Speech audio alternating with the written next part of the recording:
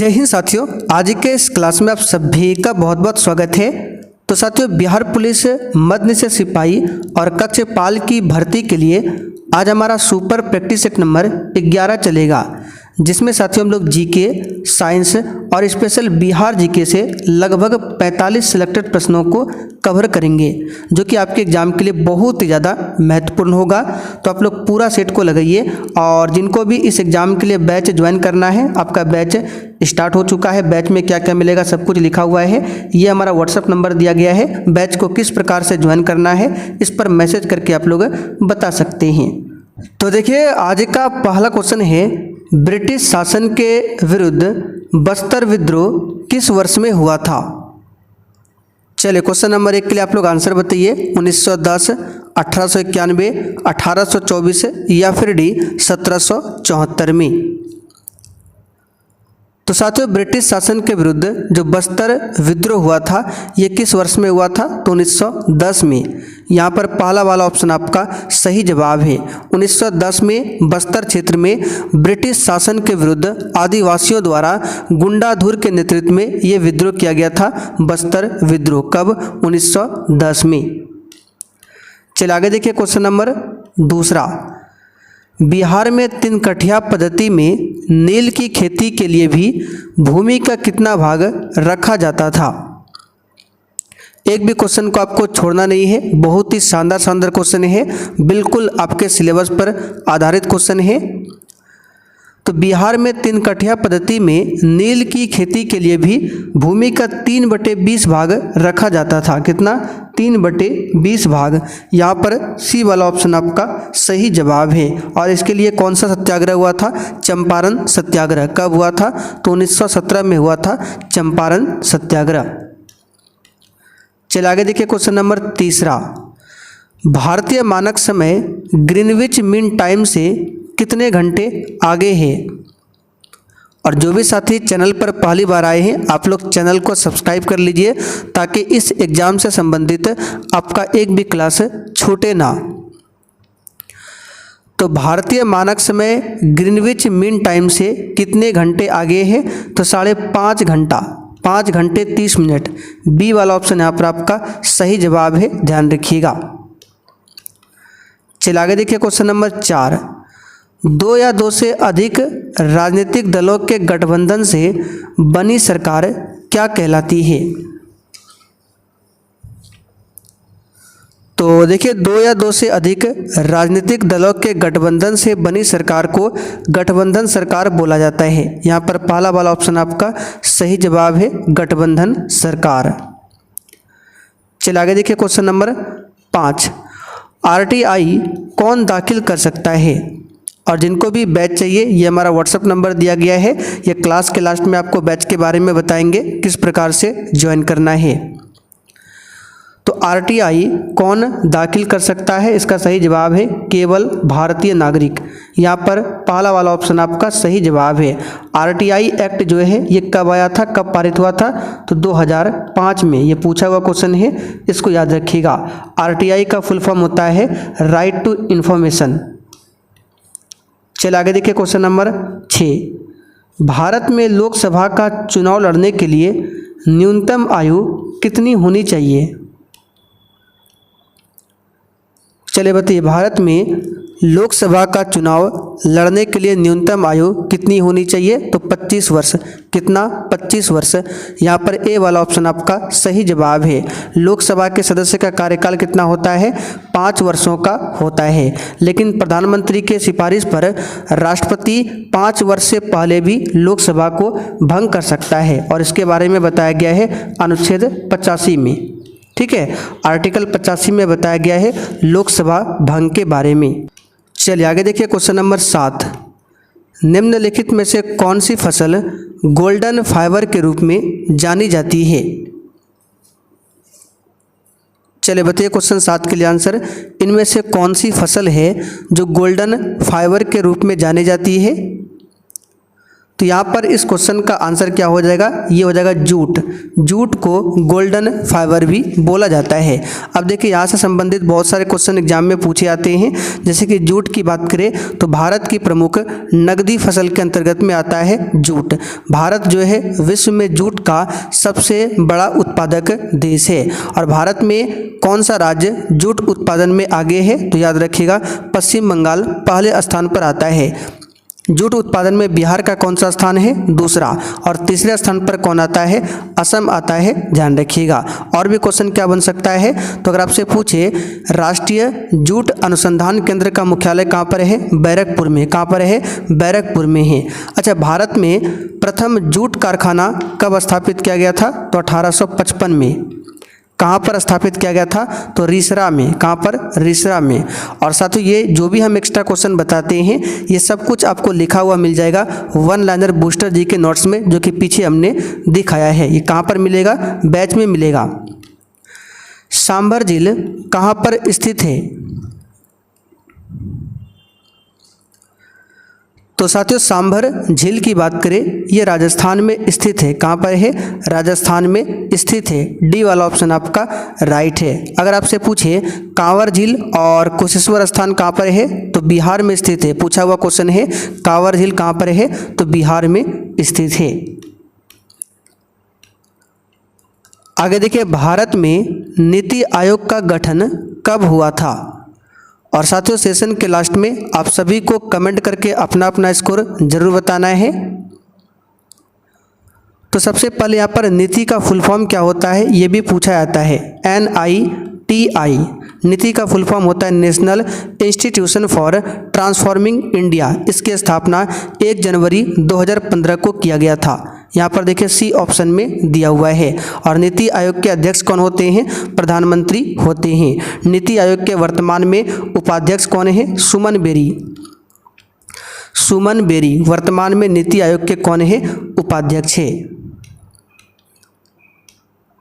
आगे देखिए गांधी इरविन समझौता किस वर्ष में हुआ था। ये तो बहुत ही सिंपल सा क्वेश्चन है। गांधी इरविन समझौता जो है 5 मार्च 1931 को हुआ था। यहाँ पर सी वाला ऑप्शन आपका सही जवाब है। गांधी इरविन समझौते को दिल्ली समझौता के नाम से भी जाना जाता है। आंसर क्या होगा, 1931 में। चलिए आगे देखिए क्वेश्चन 11। निम्नलिखित में से सन 1919 में कौन सी घटना की वजह से रविंद्रनाथ टैगोर ने अपने नाइटहुड की उपाधि वापस लौटा दी थी। तो ये हुआ था जालियांवाला बाग हत्याकांड की घटना। कब, 13 अप्रैल 1919 को। कहाँ पर हुआ था, पंजाब के अमृतसर में। इसी के वजह से रविंद्रनाथ टैगोर ने नाइटहुड की उपाधि लौटा दिया था। और इसके वजह से महात्मा गांधी ने कौन सी उपाधि लौटाया था, तो केसर-ए-हिंद की उपाधि को महात्मा गांधी ने लौटाया था। और रविंद्रनाथ टैगोर ने नाइटहुड की उपाधि। रॉलेट एक्ट कब पारित हुआ था, तो 1919 में। ठीक है, चलिए आगे देखिए क्वेश्चन 12। निम्नलिखित में से किसने इंडियन ओपिनियन नामक समाचार पत्र आरंभ किया था। बताइए किसने इंडियन ओपिनियन नामक समाचार पत्र को आरंभ किया था, तो याद रखिएगा महात्मा गांधी ने। यह समाचार पत्र महात्मा गांधी जी के द्वारा दक्षिण अफ्रीका से निकाला गया था। आंसर क्या होगा, महात्मा गांधी। आगे देखिए अखिल भारतीय राष्ट्रीय कांग्रेस की प्रथम भारतीय महिला अध्यक्ष कौन थी। और ये हमारा व्हाट्सअप नंबर दिया गया है, बार बार आपको बताते हैं, आप लोग लिख लीजिए। इस एग्ज़ाम के लिए कुछ भी चाहिए तो इस पर मैसेज करके बता सकते हैं। तो अखिल भारतीय राष्ट्रीय कांग्रेस की प्रथम भारतीय महिला अध्यक्ष कौन थी, सरोजिनी नायडू। इन्होंने कांग्रेस के 1925 के कानपुर अधिवेशन की अध्यक्षता किया था। जबकि 1917 में जो कलकत्ता अधिवेशन हुआ था इसकी अध्यक्षता किया था एनी बेसेंट ने। और एनी बेसेंट जो है भारतीय राष्ट्रीय कांग्रेस की अध्यक्षता करने वाली प्रथम महिला थी। लेकिन भारतीय में प्रथम पूछे तो सरोजिनी नायडू। आगे देखिए पंचायती राज सर्वप्रथम किन 2 राज्यों में शुरू हुआ था। बहुत ही शानदार शानदार क्वेश्चन है। आप लोग डेली प्रैक्टिस सेट का क्लास लगाइए और जिन्होंने अभी तक बैच को ज्वाइन नहीं किया है फटाफट से आप सभी बैच को ज्वाइन कीजिए। बहुत सारे बच्चे बैच को ज्वाइन करके अपनी तैयारी स्टार्ट कर चुके हैं। तो यहाँ पर इसका सही जवाब है राजस्थान और आंध्र प्रदेश में शुरू हुआ था। सी वाला ऑप्शन आपका राइट है। अब देखिए पंचायती राज से संबंधित बहुत सारी समितियां हैं, जैसे कि बलवंत राय मेहता समिति जिसका गठन 1957 में हुआ था और इस समिति ने त्रिस्तरीय पंचायती राज व्यवस्था को दिया था। इसके बाद फिर है अशोक मेहता समिति जो कि 1977 में गठित हुआ था। इसने 2 स्तरीय पंचायती राज को दिया था, ठीक है। और फिर आता है एलएम सिंघवी समिति जो कि पंचायती राज से संबंधित है। 1986 में एलएम सिंघवी समिति का गठन होता है। पीके थुंगन समिति होता है 1988 में गठन। ये सभी समितियां जो है पंचायती राज से संबंधित है। लेकिन जो पंचायती राज लागू हुआ था बलवंत राय मेहता वाला, जिन्होंने त्रिस्तरीय पंचायती राज को दिया था। गठन कब हुआ था? 1957 में। चलिए आगे देखिए, भारत में राष्ट्रीय एकता दिवस कब मनाया जाता है बताइए। तो ये क्वेश्चन कई बार हम आपको बता चुके हैं। सरदार वल्लभ भाई पटेल की जयंती के उपलक्ष्य में राष्ट्रीय एकता दिवस 31 अक्टूबर को मनाया जाता है। 14 नवंबर को बाल दिवस और विश्व मधुमेह दिवस मनाया जाता है। 26 नवंबर को संविधान दिवस, 2 अक्टूबर को अहिंसा दिवस, गांधी जयंती मनाया जाता है 2 अक्टूबर को। 11 अक्टूबर को पूछे अंतर्राष्ट्रीय बालिका दिवस मनाया जाता है 11 अक्टूबर को और 24 जनवरी को राष्ट्रीय बालिका दिवस। तो दोनों आपको ध्यान रखना है। 8 अक्टूबर को पूछे तो 8 अक्टूबर को भारतीय वायुसेना दिवस। आगे देखिए, भारतीय संविधान के अनुच्छेद 360 के तहत निम्नलिखित में से किस प्रकार के आपातकाल की घोषणा की जाती है? तो संविधान का जो आर्टिकल 352 है, 352 से लेकर 360 तक ये आपातकालीन प्रावधान से संबंधित है। और भाग पूछे तो भाग हो जाएगा 18 आर्टिकल 352 से 360। तो आर्टिकल 360 में वित्तीय आपातकाल आता है जो कि भारत में अभी तक एक बार भी लागू नहीं हुआ है। 352 में क्या है? राष्ट्रीय आपातकाल। 356 में राष्ट्रपति शासन। 360 में वित्तीय आपातकाल। आगे देखिए, निम्नलिखित में से कौन सा भारत के सरकारी खातों में से एक नहीं है? इसका आंसर हो जाएगा सामान्य भविष्य निधि, ये नहीं है। अच्छा, भारत की संचित निधि के बारे में किस आर्टिकल में बताया गया है? तो 226 में। और भारत की आकस्मिकता निधि के बारे में आर्टिकल 267 में बताया गया है। चलिए आगे देखते हैं, निम्नलिखित में से किस धर्म में उसके अनुयायियों के लिए कृषि करना निषिद्ध था? बताइए किस धर्म में। और जिन्होंने अभी तक सेशन को लाइक नहीं किया है आपसे रिक्वेस्ट है आप लोग सेशन को साथ में लाइक करते हुए चलिए। इसका आंसर है जैन धर्म। जैन धर्म में टोटल कितने तीर्थंकर हुए हैं? तो 24 तीर्थंकर हुए हैं। आगे देखिए, अनुचित व्यापार प्रथाओं एवं शोषण के विरुद्ध उपभोक्ता के पास कौन सा अधिकार है? तो अनुचित व्यापार प्रथाओं एवं शोषण के विरुद्ध उपभोक्ताओं के पास जो ऑप्शन दिया हुआ है इसमें से एक भी अधिकार नहीं है। तो आंसर क्या होगा? डी, इनमें से कोई नहीं। शोषण के विरुद्ध अधिकार यह आर्टिकल 23 और 24 के अंतर्गत में आता है। संवैधानिक उपचार का अधिकार आर्टिकल 32 में आता है। नरेगा किस वर्ष में अधिनियमित किया गया था? ये क्वेश्चन किसी से भी गलत नहीं होना चाहिए। कई बार ये क्वेश्चन बता चुके हैं प्रैक्टिस सेट में। अच्छा, यहाँ से क्वेश्चन आप लोग और याद रखिएगा। अगर आपसे पूछे जो शोषण के विरुद्ध अधिकार है इसी में आता है बंधुआ मजदूरी अधिनियम जो कि 1976 में लाया गया था। तो अगर आपसे पूछे बंधुआ मजदूरी उन्मूलन जो कानून आया था कब आया था? 1976 में। तो नरेगा को 2005 में अधिनियमित किया गया और नरेगा का नाम बदलकर मनरेगा कब रखा गया? 2009 में, 2 अक्टूबर 2009 को। आगे देखिए, खनन पर्यटन परियोजना शुरू करने वाला भारत का पहला राज्य कौन बन गया है? करंट अफेयर्स का क्वेश्चन है, बताइए। तो ये है झारखंड। क्या हो जाएगा? झारखंड। बी ऑप्शन यहाँ पर आपका राइट है। आगे देखिए 21 जुलाई 2025 को किस देश में अशोक स्तंभ की प्रतिकृति का अनावरण किया गया है? तो ये किया गया है कहाँ पर? श्रीलंका में। बी ऑप्शन यहाँ पर आपका सही जवाब है, श्रीलंका। आगे देखिए हॉर्नबिल संरक्षण उत्कृष्टता केंद्र किस राज्य में स्थापित किया जाएगा? तो ये तमिलनाडु में स्थापित किया जाएगा। तमिलनाडु की राजधानी कहाँ पर है? चेन्नई।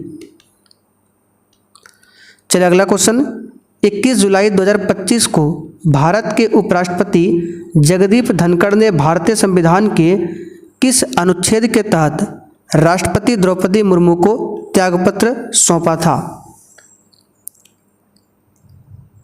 तो ये आर्टिकल 67A के तहत। डी वाला ऑप्शन यहाँ पर आपका राइट है।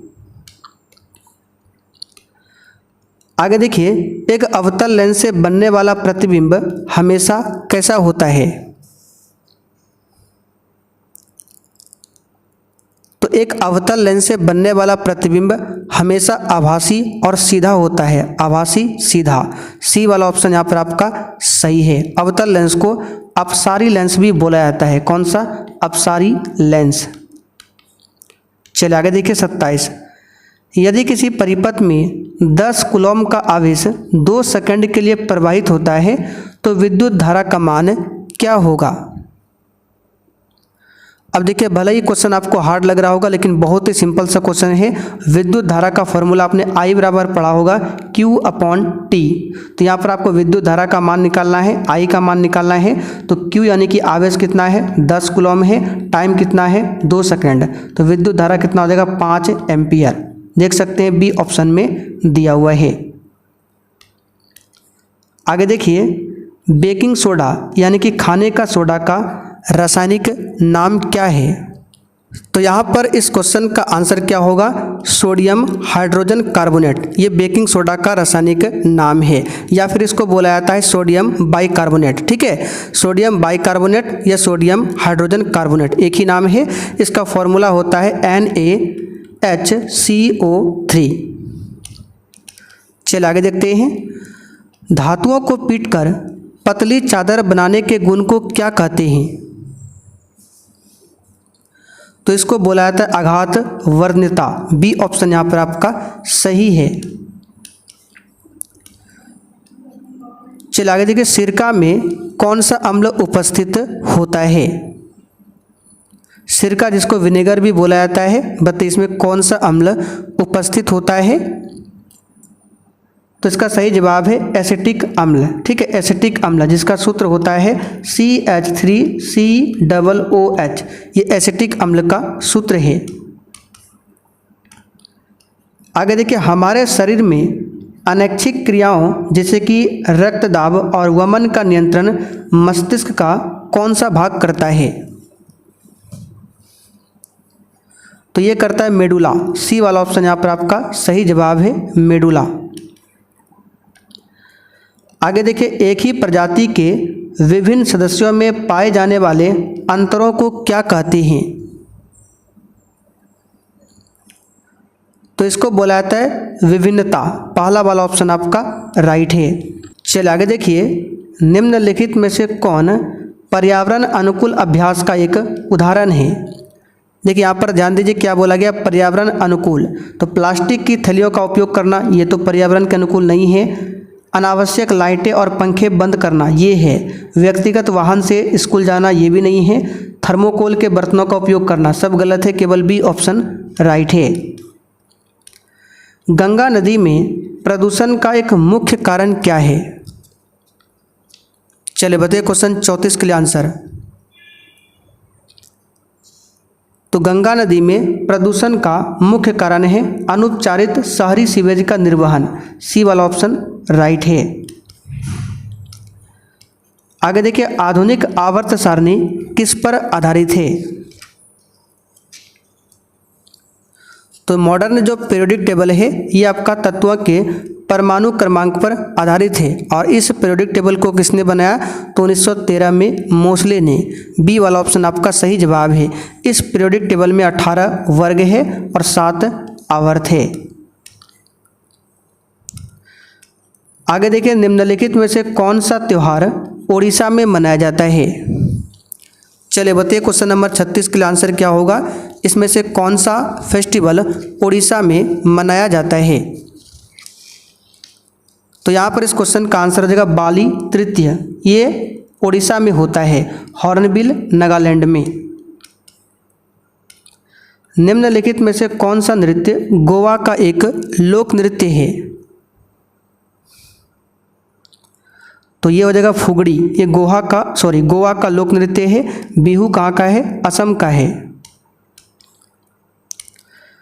आगे देखिए, निम्नलिखित में से कौन सा स्टेडियम विश्व का सबसे बड़ा क्रिकेट स्टेडियम है?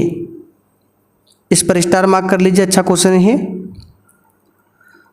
तो मेलबर्न क्रिकेट ग्राउंड ये विश्व का सबसे बड़ा क्रिकेट स्टेडियम है। चौथा वाला ऑप्शन यहाँ पर आपका सही जवाब है। आगे देखिए, सूरजकुंड झील निम्नलिखित राज्यों में से किस राज्य में स्थित है? तो यहाँ पर इस क्वेश्चन का आंसर हो जाएगा हरियाणा में है। कहाँ पर है? हरियाणा में है सूरजकुंड झील। आगे देखिए, द साइलेंट क्राई के लेखक या फिर लेखिका कौन है? इसका आंसर है केंजाबुरो ओई। ठीक है, जापानी लेखक है। बी ऑप्शन राइट है। मलिक इब्राहिम या मलिक बया बिहार का प्रशासक किस काल में था? ये बिहार से संबंधित क्वेश्चन है। इसका आंसर है तुगलक काल में। तीसरा ऑप्शन राइट है। आधुनिक बिहार के अध्ययन के लिए कौन सा स्रोत है? तो उपर्युक्त सभी स्रोत है, अच्छा से पढ़ लीजिएगा। इसका पीडीएफ आपको आंसर के साथ मिल जाएगा बैच में। ठीक है, आगे देखिए, बिहार में मानसून कब लौटता है? इसका आंसर है मध्य अक्टूबर के बाद। आगे देखिए, गोगाबिल पक्षी विहार किस जिले में है? ये पूछा हुआ क्वेश्चन है, इसको याद कर लीजिए। ये कटिहार में है। कहाँ पर है? कटिहार में। आगे देखिए, बिहार के प्रथम मुख्यमंत्री कौन थे? ये आज के सेशन का आखिरी क्वेश्चन है। तो श्री कृष्ण सिंह बिहार के प्रथम मुख्यमंत्री थे, पूछा हुआ क्वेश्चन है। तो साथियों, आज का सेट आपका यहीं पर कंप्लीट होता है। अब जिनको भी मद्यनिषेध सिपाही या फिर कक्षपाल के लिए बैच चाहिए तो आइए आपको बता देते हैं। सबसे पहले आपको क्या करना है, प्ले स्टोर पर आ जाना है और वहाँ पर आकर ये वाला एप्लीकेशन डाउनलोड करना है। डाउनलोड करने के बाद ओपन कर लीजिएगा। उसके बाद यहाँ पर ऑल कोर्स पर क्लिक करना है। जैसे ही क्लिक करेंगे इस प्रकार से शो होगा। तो सबसे नीचे आपको आ जाना है, देखिए लिखा हुआ है मद्यनिषेध सिपाही और कक्षपाल के लिए। तो यहाँ पर पेमेंट करके इस बैच को आप लोग परचेज कर सकते हैं। और पेमेंट करने में कोई भी समस्या हो तो यहाँ पर हमारा व्हाट्सएप नंबर दिया गया है, इस पर मैसेज करके बता सकते हैं।